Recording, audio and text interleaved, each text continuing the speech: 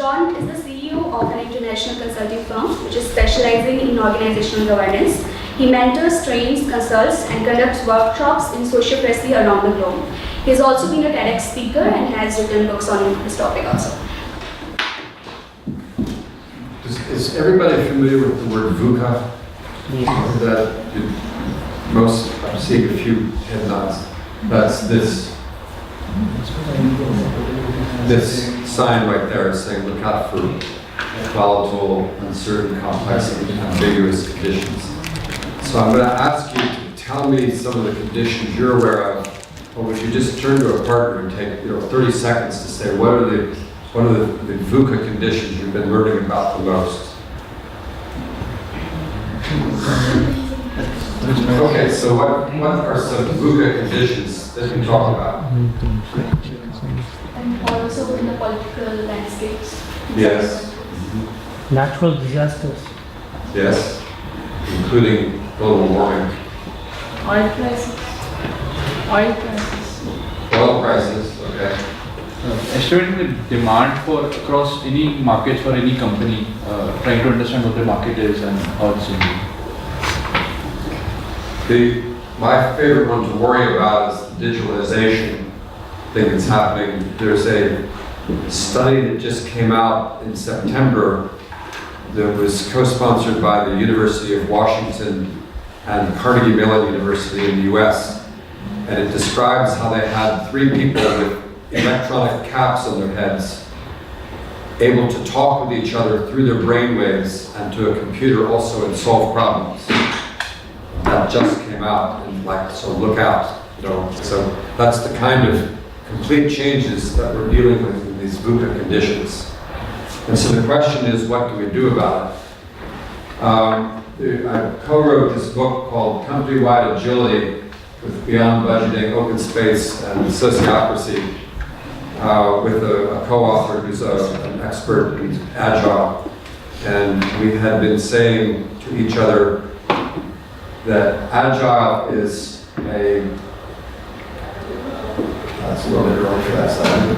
Agile is something that's been very successful in industry. Everybody here knows what agile is, right? But when it starts to get outside of its IT cage, then it starts to freak out management. What do you mean customer focused? We're focused on the shareholders. Sociocracy is how many people have heard of sociocracy? How many people have heard beyond budget? How about open space? Open space. Okay, all right, good. We'll have some learning about that. And there's these 4 methodologies that we picked out. We said we've got to combine them all to have a complete system, a complete theoretical framework to deal with VUCA. And the outcome I want to have for tonight is to make you aware that the solution, this combination of these things, will not end up with a checklist. Oh, here's how you do this, another recipe, but encouraging you to probe and experiment as a way to implement this theoretical framework. And so, understanding probing, I'll be asking you, how can you use it? That's what I would like to have be the outcome of this. So, Yuta and I keep pointing over there, I'll point over here.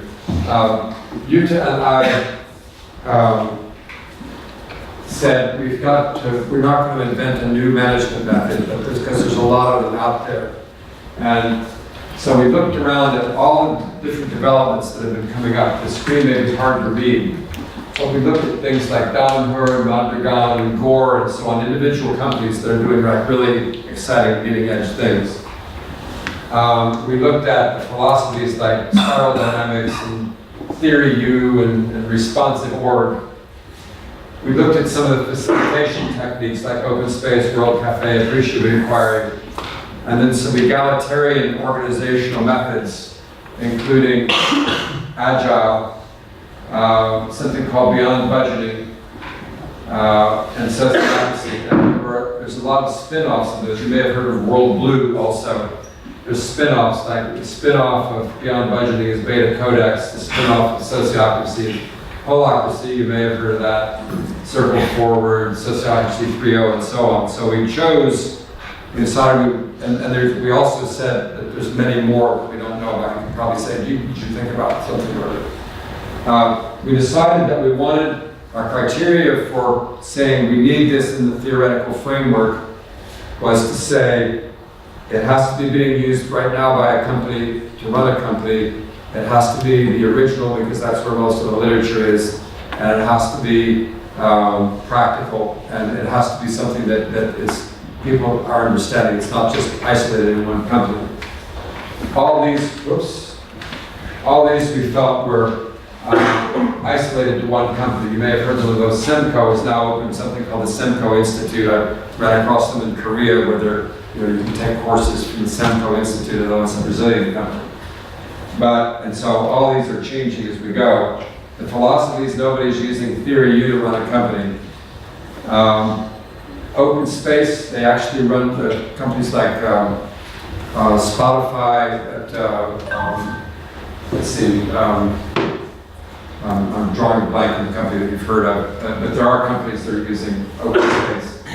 Beyond budgeting, this was developed in the Scandinavian countries by a bunch of chief financial officers, and they're using it to run companies. You might have heard of Statoil up in Norway. And these slides will be available, by the way, if you see people taking notes. Sociocracy developed in the Netherlands. Companies are definitely using it as a kind of democracy designed for organizations. And then I mentioned open space. So we picked these four, and we came up with an acronym for, which is Bossa Nova, Beyond Budgeting, Open Space is the OS, Sociocracy, and Agile. Bossa Nova is Portuguese for new wave. It's a kind of dance that we use as synthesis. It's a dance that's a synthesis of other kinds of music. So it seemed to be a good acronym. So, since you didn't know about beyond budgeting and some of those things, I don't ever let your professors see that you make a slide like this. This is a bad slide. But the most important thing about the principles beyond budgeting is that you're not running a budget through rules, but you're doing things like separating forecasts from resource allocation, performance evaluation from targets. Because now in normal budgeting, they're all together, and guess what? People play games. Like, if I'm supposed to sell 150 units, and it's October and I have till December to do that, and I've only sold 75, I might say, I'm going to move the new sales that I get into the next year so I meet my target next year. Or I'm heading a department and we haven't spent all of our budget yet, and if I don't spend it, they'll cut my money next year, so I'll spend it on something right now. That kind of manipulation goes on. It gets in the way of company-wide agility. And these chief financial officers in Scandinavia looked in the mirror one day and said, we're the worst enemy of the company because we create systems like that. So we can do better. And they have a concept of how your rewards are going. So there's a whole bunch of literature around that. Open space grew out of the observation that when people have conferences, the part they like best is not the presentations, but talking in the hallway. And so they said, let's just create one big hallway and let things self-organize. And if you've been to an open space conference, it can be very exciting and lots of great ideas come out of it. They also have organizational open space where people can say, I have a new idea, and if you get a few people together, that's your new assignment, you go off and do it. So it's very spontaneous sort of thing. It results in a lot of creativity. There are funny little principles here like, whoops. Whoever comes is the right people. Whatever time it ends, starts is the right time, when it ends is the right time. And the law of Fusion says if you're bored, go someplace else. The sociocracy was invented in the Netherlands. Democracy is ruled by the demos, that's Greek for the general mass of people. Sociocracy is ruled by people that have a social relationship with each other. So in a way, it's a subset of democracy designed for organizations. And it creates a situation where you keep your hierarchy, but you also build a bottom-up governance. So everybody's voices are enfranchised. They have the ability to say, we object to a decision. They are representatives move up the organization, including to the board of directors. And the workforce can say, we have an objection to something, and that voice is respected.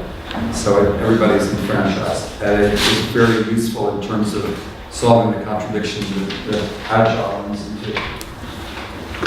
So, speaking of Agile, is everybody familiar with these 4 principles of Agile, 4 values: individuals over interactions, working software over comprehensive documentation, customer collaboration, responding to change? Everybody familiar with those? A little bit. It's the most successful of the new methods of management that developed in the 80s and the 90s. And we wouldn't have the digital revolution right now if they didn't, if we weren't developing software in little pieces and delivering it fast, rapid prototyping. So we said, because it was so successful, we're going to take these values out of the software world and generalize them so they can be used for the whole company. Self-organization, transparency, constant customer focus, and continuous learning. Translate down from that. When you add the thinking of beyond budgeting, open space, and sociocracy to it, you come up with a composite definition like that. And so that's basically what we're saying. You need those principles in order to have a whole company be agile and get the benefits of all of the new developments that happen. Here's more detail. The one important thing in here is this thing about cross-functional teams. You end up with that if you're using open space. They cut across all kinds of boundaries, and they have responsibility. They combine passion and responsibility, but it turns the usual top-down structure on its side, not on its head, but on its side, because people are suddenly, flowing across what normally are silos. And we could go into the other side. I'm a little bit worried about time, so we can go back to it if we want. Let me pause right now. Are these principles, actually the Agile principles that we looked at right here, are those familiar to everybody pretty much or not? Have you heard of those? I suspect that you're getting lots of training in how to come up with strategic plans and execute on those plans. And that will get you into trouble.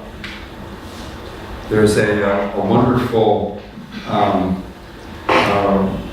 6-minute TED Talk that's titled The Marshmallow Challenge. If we had more time, I'd actually demonstrate to you that kindergartners can do better on this exercise than graduates of business school.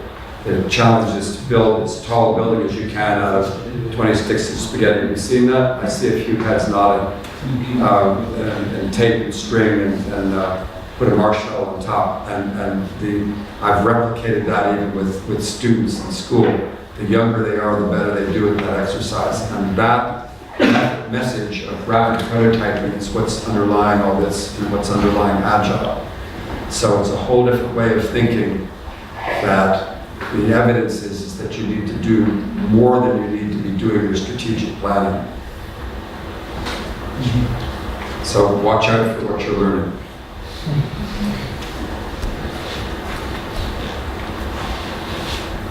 This is the traditional, there's some impacts, there's some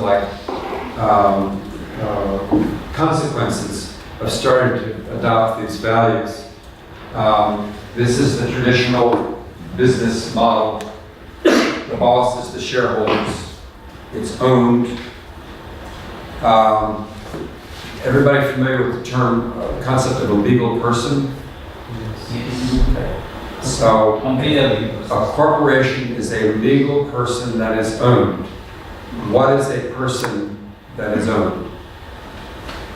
Slave. A slave. So businesses are legal slaves. Okay? If you're starting to introduce sociocracy, you literally emancipate that slave that owns itself. You don't get rid of the shareholders, but you do bring in other voices so that it's not just the shareholders controlling things, it's everybody controlling it. So there's some very fundamental things that get challenged by the new thinking. You'll notice over here that I have on production, there's a very heavy arrow delivering things to the customer, but the feedback is not a heavy arrow. Why is that? In the traditional structure we have right now, why would that feedback from the customer not be as heavy? You cannot force the customer to give a feedback. So we don't force the customer to give a feedback, so we do not get Right. sufficient data. And what the customer wants may not be what the shareholders want. Quarterly profit. And so it's a bit dysfunctional in that way, which is why we said constant customer focus is an important value. So the consequence of looking at this new way of thinking, combining all these different new management tools, is that you actually have 4 bosses. You have inspiration, you have the customer, you have what's normally a support service team is actually the people that take care of all the rules and regs, take care of the money, the budgeting people, and then you have shareholders. Is another voice. And in the middle, you have a value center that is cross-functional teams. And what that says is that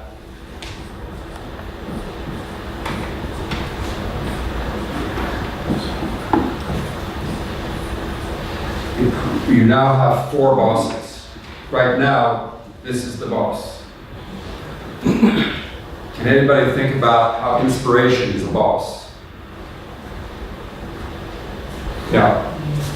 Because without inspiration, like the employees won't work. If they're not inspired. Yeah. And you can be very inspired, and that drives you. Yes. I once met a young lady who was running a cafe in Scotland, and she said, the reason I'm in business is to prepare beautiful food and put it in front of people. That's what drives me, and I don't care about anything else. I said, how's your business going? Well, they have some problems. So you can actually be ruled autocratically by inspiration, which is why you need to have the ability to say, hey, this isn't working. And you can be, the customer should have a very strong voice in what you're doing, and the budget and the rules and the regulations need to say what you're doing, but you need to be able to talk back to them. And you need to be able to talk back to these shareholders. There should be a voice coming from the staff all the way up onto the board of directors. And there's more to be said on that, but just know conceptually that this is called circular power. Right now, it's linear power coming down from the shareholders. You create circular power structure. When you get circularity, you get complexity, which means that you're trying to develop something that has emergent behavior that you can't predict, that it's going to be different one day to the next. So we're trying to deal with the complexity of the world, creating a complex structure. If you've seen cybernetics, there's the principle of you have to have as much regulation in your much variety in your regulatory system as you do in the system that you're regulating. So a fundamental problem of the top-down system is that it does not have the variety of the complex world. So you have to have a complex system to be able to reflect everything that's going on.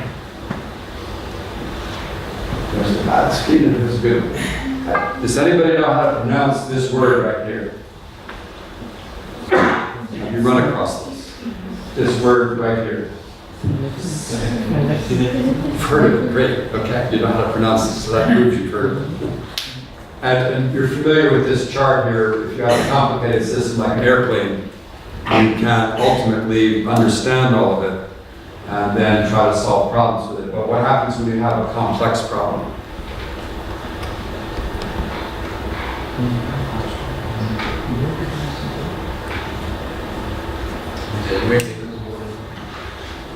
It's an emergent system, so can you analyze it completely? It's more of a judgmental decision. You take more judgment calls. Right, and you can't sit down like you can with the drawings of a complicated airline and say, these are all the components. You literally cannot read completely the system. It's emergent, it happens. And that's the challenge of complexity. And that's the condition that we're dealing with in the world. The world is going too fast and too crazy to be able to really grasp it. So a strategic plan that you make that projects out 18 months or 2 years is like, yeah, good luck. Good luck in predicting that. It's unpredictable. So if you have a complex situation, rather than sensing it or like laying out all the parts, you have to probe what's going on. And you may, by probing and experimenting and then sensing, meaning laying out what you're getting, you may be able to reduce it to a complicated situation.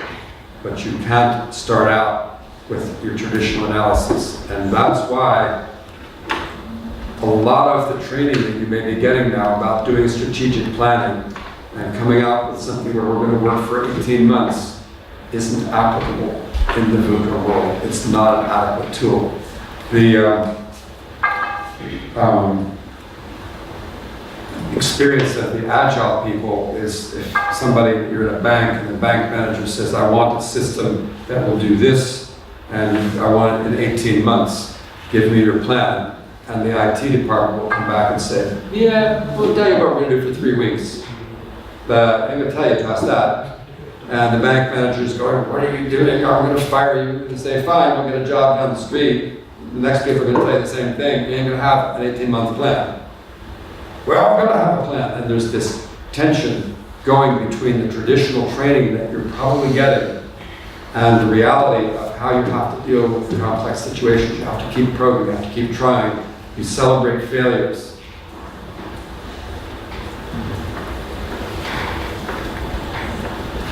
So now we get to probing. I said I wanted you to learn how to probe. It has a cycle to it. It's the scientific cycle, basically. You have to reflect on your situation. Are you getting training on how to meditate and reflect? Google right now has people hanging out in sensory deprivation tanks and learning meditation because they're trying to figure out how do they have a team that goes into flow. So the fact that they're not teaching you that is not preparing you for what's coming. Because only when a team gets into flow can it really start handling all the complexity.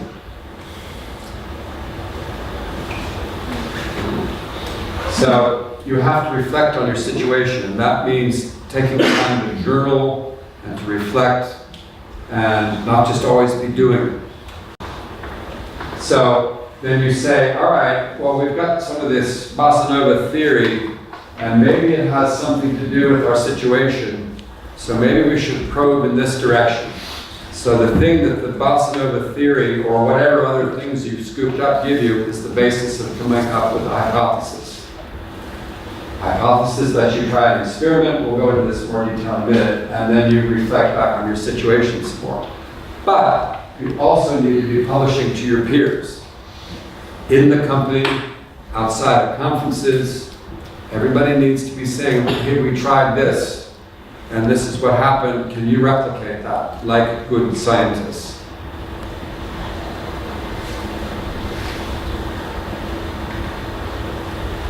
Here's some examples of companies that are using this probe concept. We've got insight boxes from them in the book. Has anybody heard of ING? Yes. Have you heard of Ericsson? Yes. Okay. Have you heard of Walmart?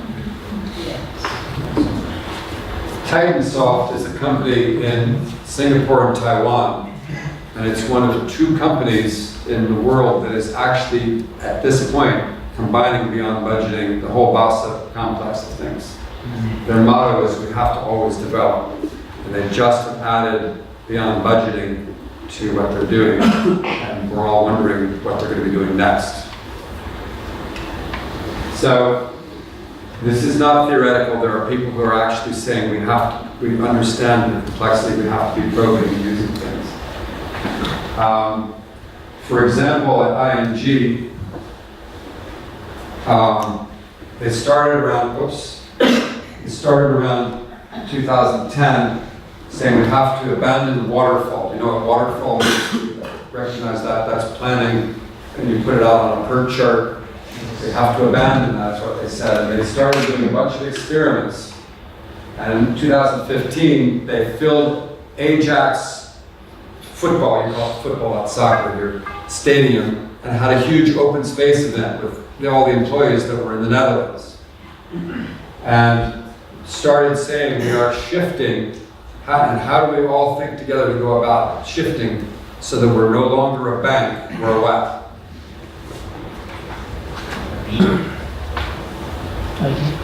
A software company that does banking. BMW is now defining itself as a software company that happens to make cars. Because what's driving it is the digitalization, one of the things that's creating the VUCA world. I'm going to skip past these right here.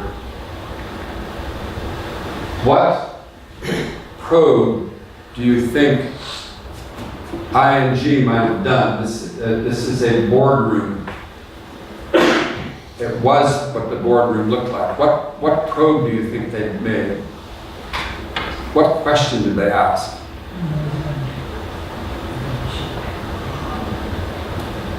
What's the assumption here? They do not need to be present. They do not need to be present at a place. No, it's really simple. What do you see here? Why is one seat in the center? You see a big table, right? They probed by saying, what happens if we remove the table from the boardroom? And everybody has to mingle and talk. What happens if we do that? And so that was a probe they made. What happens if we bring in an open space concept into the boardroom, get rid of the table? And it turned out they spoke and they talked much more deeply to each other. And they became more productive. And everybody else in the company noticed that. And when they had the big event in the football stadium, everybody didn't think it was weird because that's what the board was doing. So that's an example of a simple probe that shifted a mental framework that let them make the changes and be agile the way they wanted to do. So, here's another probe. Let's walk through this because I'm going to be asking you in a moment to be talking about what probe you might come up with. The question here that they're probing is, are performance evaluations really reflecting customer focus? You know, we have constant customer focus as a value. And, if we say the traditional thing, you're going to do this many widgets, or you'll be cooperative, and all those things that they come up with at HR. Is that really what we want to measure, or should we be measuring something else? They were wondering about that. They said, well, the principles beyond budgeting suggest that people often give lip service to company values, and that we're supposed to be rewarding the customer. But there's really other things. That's really what we're talking about, and that's what you're really going to get rewarded on. So the hypothesis was, if a customer focus is the foundation for performance evaluation, customer satisfaction will improve. And the experiment was to invite an experimental unit to write their own performance evaluation criteria related to their work and reflecting customer interests. So the heck with what the corporation wants. We're going to just let the work unit write their own evaluation.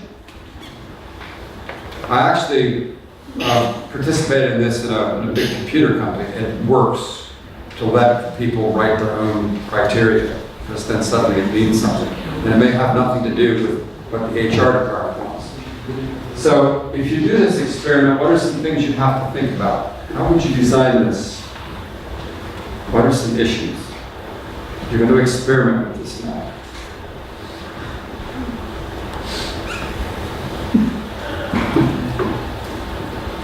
What's something that could go wrong?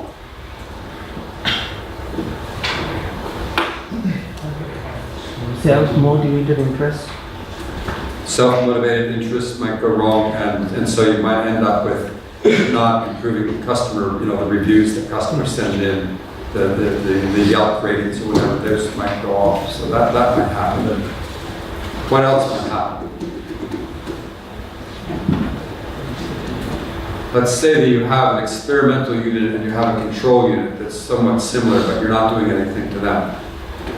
What might go wrong? How could it be an unsafe experiment?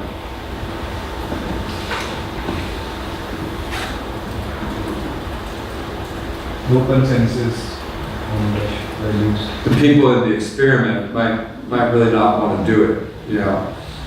Another possibility is that the people in the unit, that's the control unit, get mad because these experimental people get better ratings and get more reward. Or it doesn't work out very well, and the people in the control unit got more money than they did. So, and how do you make that up if that happens? How do you make it be fair to everybody? How would you do that?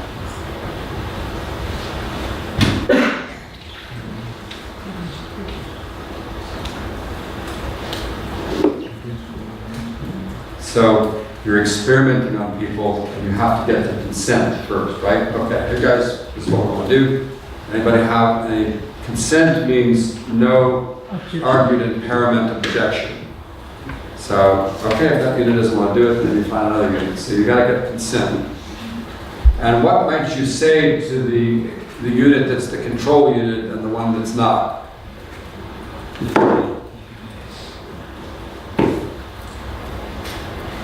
will transparent about the outcome. What's that? It will be transparent about the outcome that you're expecting. Yeah.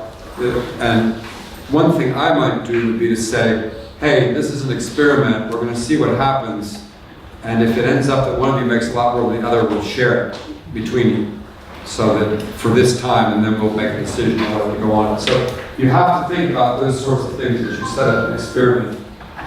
And the literature and the experience so far, particularly from the beyond budgeting area, is that you get much better customer satisfaction if you let people say, these are the criteria that we know will work to get satisfied customers.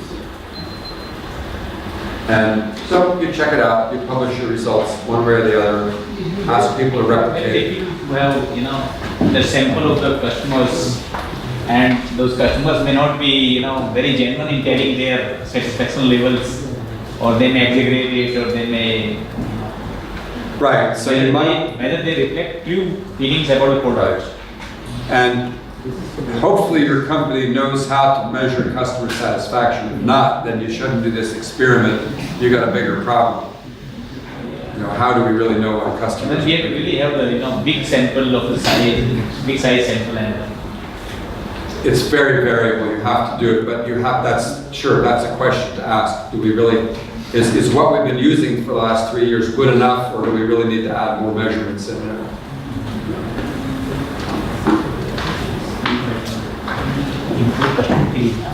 So here are some sample pros that we list in the book with the encouragement that you come up with a lot of your own. For instance, is trust cheaper? The experience of the Scandinavian companies is that get rid of the travel regulations. Make some very simple rules like you got to be legal and you take care of yourself. And you can spend what you want. And it turns out that when you do that, rather than the HR department putting all these rules and regulations, you can only go to hotels like this, you can only spend money on that, and blah, blah, blah, blah. When you just say, you're making decisions that are many, many millions of rupees, what is that, lakh? Is that, yeah, okay. Many lakh rupees. And yet, when you go on travel, we want to really control you. So we trust you here, but we don't trust you there. If you just say, we trust you, you end up saving travel money because people do a good job of saying, okay, well, you're trusting me, I'm going to take care of it. But that's a probe that you can make. It's an experiment that you can do, suggested by the hypotheses that are extant in this new management methods. And so on. What's another one? Kind of regular reflective meetings, meditation, times of silence, improve customer relations, same kind of thing. Here's something coming out of Sociocracy. Can our board of directors include a CEO, a representative elected by the staff, and a customer? You see many boards of directors that have those people on them. No, they like their big table. You can probe that. The theory is that it actually makes a much more effective thought process. For example, most of my experiences with Sociocracy, and I remember when we put it into a factory that was making springs, they're a third-level supplier for an automotive industry, and they had just had a very bitter strike. Everybody was, mad at everybody, but they finally got it back together. And we came in and we did some training, and there was a board for each factory, so we were just doing it in one factory. And we had somebody who was elected at a couple of management levels to be on the board for that factory. And I was sitting in on the meeting when they were talking about we want a new marketing campaign. They think we can get a lot more business in. And then one of the worries they expressed was that we don't know if we have the capacity to make that many more springs. And the elected representative, remember this is after a big strike and lots of bitterness, the elected representative said, hey guys, I'm going to level with you. We are faking being busy on the floor because we're afraid for our jobs. Bring on the new business. And the rest of the board went, oh cow. This is a different truth than we've been aware of. So that kind of voice is very real and can have a huge impact when you can have that kind of transparency in running your organization. And you only get it if you do this kind of arrangement. So you're probably learning that shareholders control the board of directors, and maybe once in a while you have a for-benefit corporation, and that's the way you do it. Question that.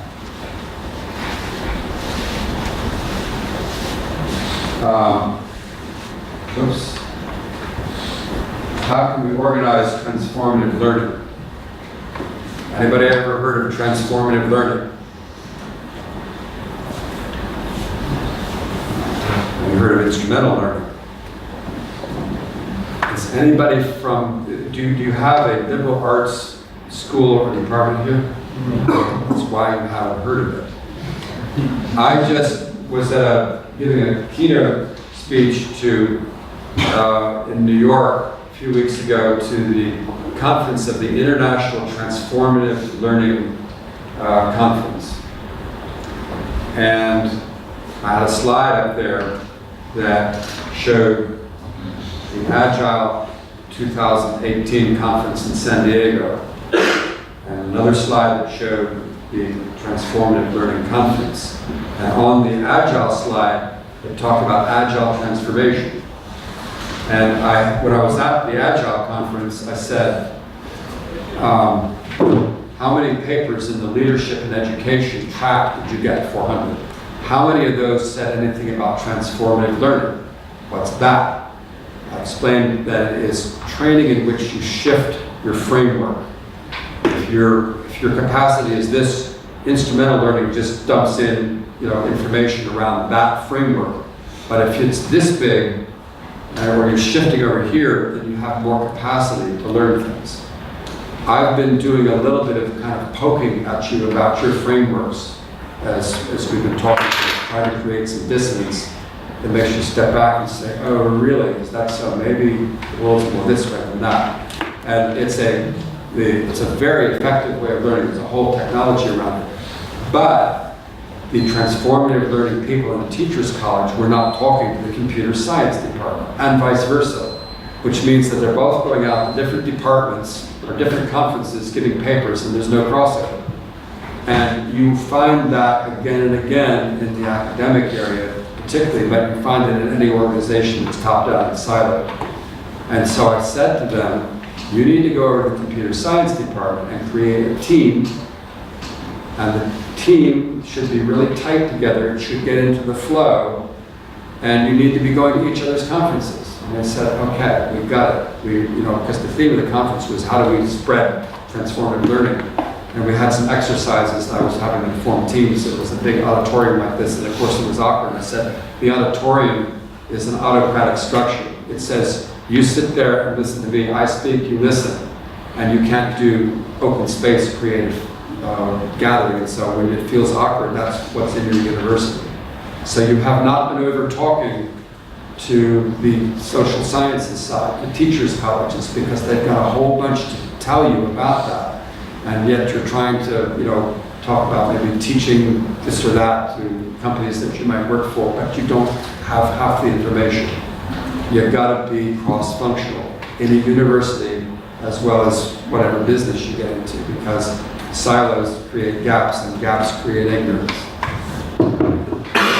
So, can we organize transformative learning in the company? It's a huge area.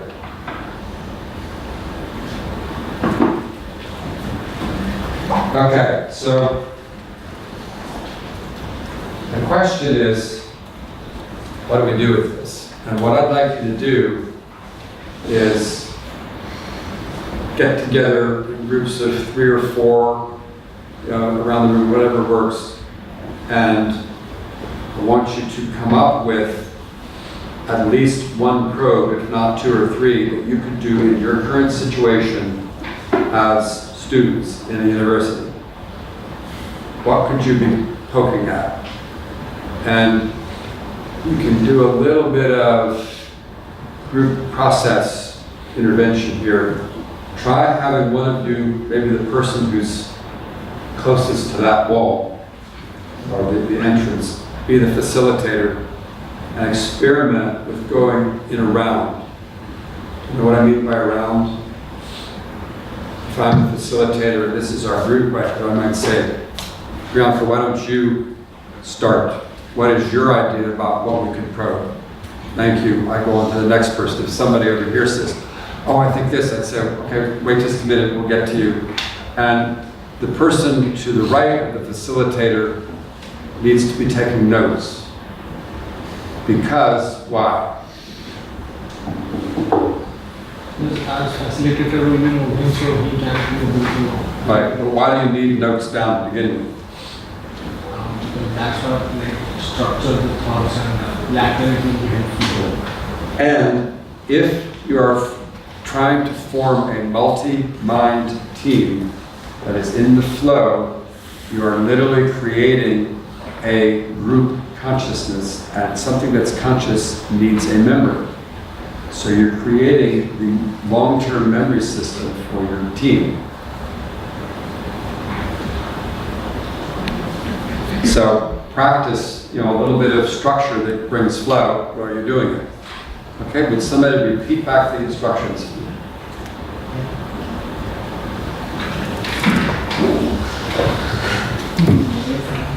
What did I just say? We get in the groups of 3 or 4. Okay, get in groups of 3 or 4. Try 4 because that's a little bit bigger group. And do what? Is the facilitator and who's the note taker? Okay, all right. And I'm going to add one more role on that. And that role is that the person to the right, of the note taker will be the elected representative. We're electing by random choice here, but you will be the one who tells the room what you came up with. 1, 2, 3, 4 probes that you can do right now as students. Okay? So you need to get with them, okay?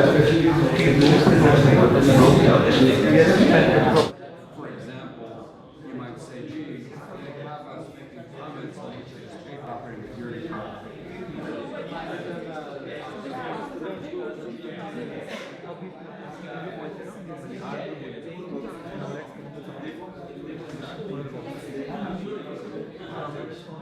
Speak up. You might want to turn, speak more to the group. So one of our probes was try experimenting with zero attendance requirement. Okay, zero attendance requirement. And can we go away from relative grading to more experiential learning and different forms of grading? It's more experiential learning. Yeah. And then can we have some form of stress management during the program? Great, okay. Have stress management, great. If you work for a computer company, some of like the really advanced ones, you're likely to have ability to have massage there, masseuses once a week, and all sorts of things that help you do that. So it's very reasonable. Good. What about this group? So we're thinking like, are the exams are necessary for practical courses like MBA, written exams? Right. Are written exams necessary? Yeah. And the second thing is we have a placement process. So the placement process, like in fact, summer internship placement process. So you want help getting jobs afterwards? Yes. Okay. And third thing is we have seen many occasions where people are not showing up for optional attendance, where attendance is optional. So how we can make that compulsory, or how we can bring people to the board? So another question about attendance, okay? So most of the points are already covered, but some of the other things we discussed were, is classroom-based learning important, or can we, learn things from YouTube and, supplement it with other practical knowledge and projects. Right. And also we discussed the importance of digitalization in our learning, because right now we don't actually use a lot of the digital means in class.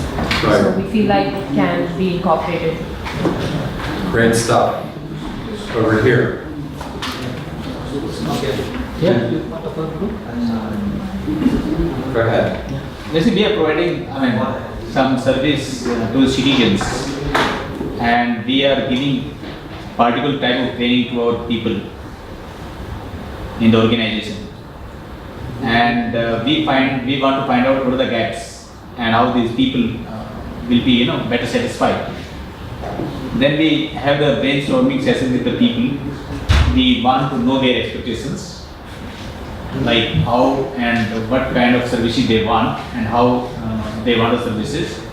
Then we take our meeting, our system meeting, our instructors, our cadets, our trainees, and then we find out what is the level of training being given, and whatever the gap is there, that we devise means to fill up that gap. That will help in improving our training and better service to citizens and more satisfaction of the citizens. So you want to experiment with minding the gap? Yes, filling up the gap. Okay. Yeah. Good. Thank you. This group? So one of the probes was again attendance policy, zero attendance. So another thing was to have a quota for foreign students with maybe zero fees, so that we can have diversity on our campus. That can be one thing. Another thing is inclusion of sports as a subject, because we find that sports, many team games, from team games, leaders emerge. Right. So why not that can be a subject in every school or in a. Great. Thank you. I am excited by these topics, and I do encourage you to think about how can you actually push on your departments a little bit to do some of these things, particularly the attendance thing.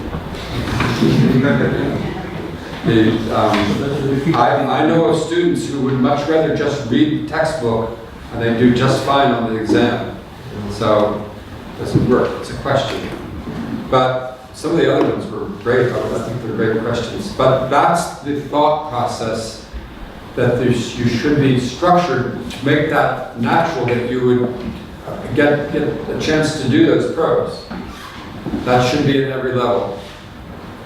If you're going to have a really agile organization that's meeting the demands that your customers want, and you're all our customers, and I'm hearing that some of what you want is not being met. So how can things be changed to do a better job of meeting? I was observing some of the way the teams were working, and I was noticed that you weren't always doing rounds, like I was saying. You need to know that Google's Project Aristotle was, they were using big data to ask the question, what's the most effective team? And they looked at gender composition and experience and all the usual stuff, and they found zero correlation. So they went into watching teams on videotapes and collected a whole bunch more data, and they got almost no correlations on anything except for two things. The most effective teams, everybody speaks about the same amount of time, which is why I was saying one way of doing that is going around. And I noticed that looked like some teams where people were fairly silent, that this was not in place. And high emotional intelligence is the other factor that makes really effective teams. So are you getting any training in emotional intelligence? You can train it. I doubt it. You might want to be asking for this. You know, I heard something about stress reduction here. Being able to control your stress is one of the skills. You know, you're knowing your own emotions and knowing how to handle that. So you need that. Okay. And if you had a little bit more time, you could have done a reflection round about how well did we do on this kind of thing, or was everybody speaking the same amount of time? I encourage you to have this feedback. So that is the end of the presentation right now. Thank you.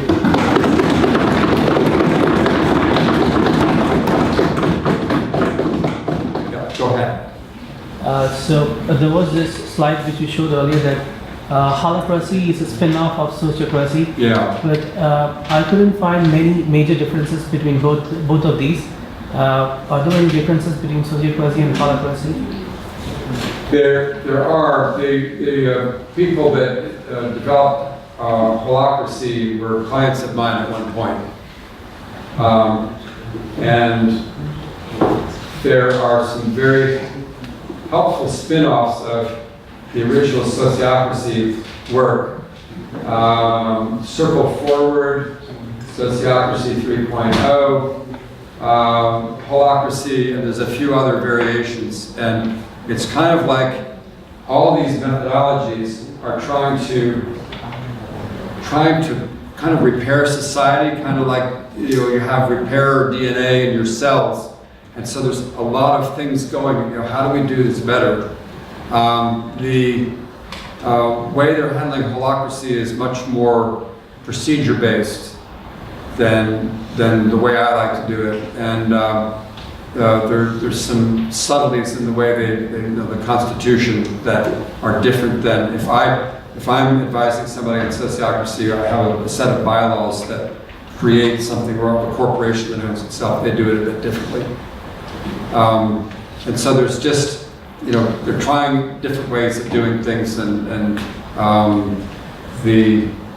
I hear a lot of people saying the training is really effective and easy because it's clear, and then people also saying that it feels like it's rigid.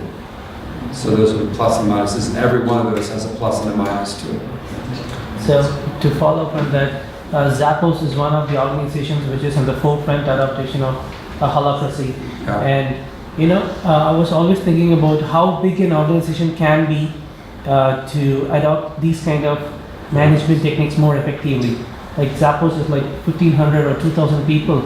Well, if they grow like 20,000 or 30,000 people, can these techniques work? The largest organization that's using sociocracy is about 5,000. It's an agribusiness in Sao Paulo, Brazil. And it's an interesting, they get all kinds of awards for great places to work, and they have indigenous people in that are illiterate and all kinds of things, but it's been very effective in making them an effective company. Agile is being done in very large organizations. Walmart is pushing hard to be agile. They've got millions of employees, literally. And so it depends upon which methodology you're using as to how big it's gotten at this point. Also, here in India, the neighborhood parliament system that started in Tamil Nadu has well in excess of 100,000 neighborhoods that are operating sociocratically. And so they have a huge structure, and it's also spreading all over the world, South Africa, Chile, that kind of thing. So is that one organization? Not exactly, but they do federate them up so that they're connected. So it's a hard question to answer. And so neighborhood parliaments and children's parliaments is right here in India. India is in the forefront of some of this work, and I recommend that you check that out. I've got a question here now, and then you. So we're to you now. Yeah. This cross-functional team in the center. Yes. Whether they will have constant interactions with the shareholders. They should be making the shareholders very happy. They should also be making the regulatory people and the customers. Yeah, customer fine, but how? It means shareholders are participating in the management of operations, or The ING is not using all of Bossa Nova, but you could see they're experimenting with people really being able to have influence on how management is working. So that's a very big company that's doing that is really very heavily customer focused. And they're not letting the push that the stock market has to show always high quarterly profits take them away from that focus. They're a very imaginative company.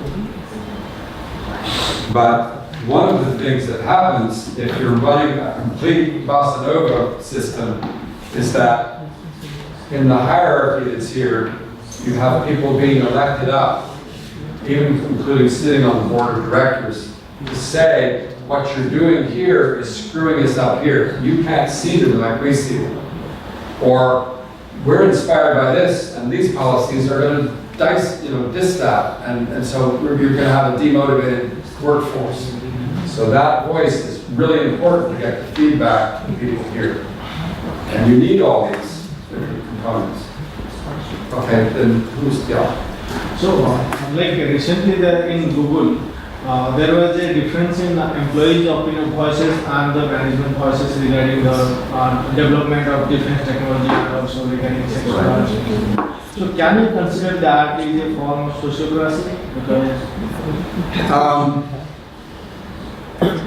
There's a difference between very effective participative management and a truly enfranchised workforce.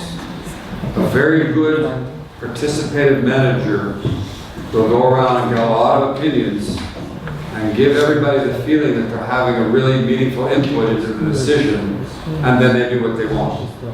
So everybody's happy, but the real power is with the autocratic boss. It's a way of trying to kind of creep a little bit toward our democratic values, but you don't actually redesign your power. If you are enfranchising everybody and creating a company, a legal person that owns itself, like you own yourself, then you have to enfranchise people with the consent process. They have to consent to their leaders. They have to consent to the policies that they're working under. Just like in a parliament makes laws that we're all working under, there needs to be a parliament set up so that everybody has a meaningful enfranchisement of those rules. And it makes a big difference when you have that really in place.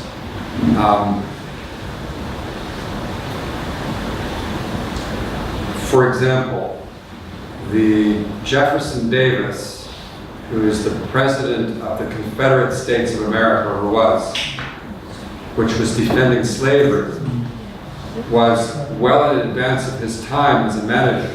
he would talk about going out and meeting the slaves in the morning and shaking their hands and seeing how they're doing and getting their thoughts about how we picked the cotton field that day. He was a good participated manager, and he was a slave holder. His writings are amazing. You'd think they were written. You know, I've done experiments where I have some of what he wrote, and I say, when do you think this was written? People say, oh, maybe in the 1970s. No, it was the 1860s. So there's a significant difference between who has the real power and what's the design of the power. More questions? Any feedback about this presentation? Was it useful, stimulating, boring? I love getting feedback. A little different concept. What's that? A different concept. We are, proposing that we should remove the formal kind of structures and Experiment. yeah, we should experiment. Any other feedback or questions? Yeah.